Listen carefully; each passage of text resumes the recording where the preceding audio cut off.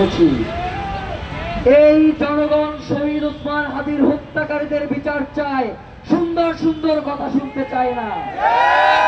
মাননীয় প্রধান উপদেষ্টা, এই জনগণ চেয়েছিল আপনি শহীদ ওসমান হাদির জানাজায় গিয়ে বলবেন, আমি ডক্টর ইউনূস, আমি শেষ পর্যন্ত যতদিন ক্ষমতায় রয়েছি এর মধ্যে শহীদ ওসমান হাদিদের খুনিদের বিচার করে যাব।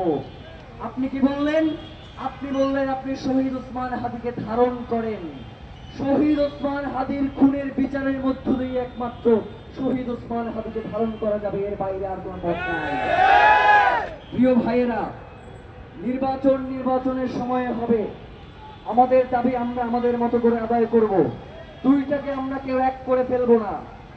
আমরা তো এই সরকারকে জানুয়ারি মাস পর্যন্ত সময় দিয়েছি, ফেব্রুয়ারিতে তো আমরা ইলেকশন নিয়ে কথা বলবো, তার আগেই বিচার হতে হবে। বিচার নিশ্চিত না করে, ইনসাফের বাংলাদেশ প্রতিষ্ঠা না করে, বাংলাদেশের স্বাধীনতা সার্বভৌমত্ব রক্ষা না করে আমরা এই রাজপথ থেকে ফিরে যাব না ইনশাআল্লাহ। যে সকল ভাইয়েরা আমাদের সাথে যেতে চান, আজকে আমরা পুরো ঢাকা শহরের গুরুত্বপূর্ণ স্পটগুলো পরিদর্শন করব। পেছনের গাড়িগুলো রয়েছে, সেখানে ভাইয়েরা উঠবেন এবং সামনের গাড়িগুলোতে যারা আমাদের মা বোনেরা রয়েছেন তারা চাইলে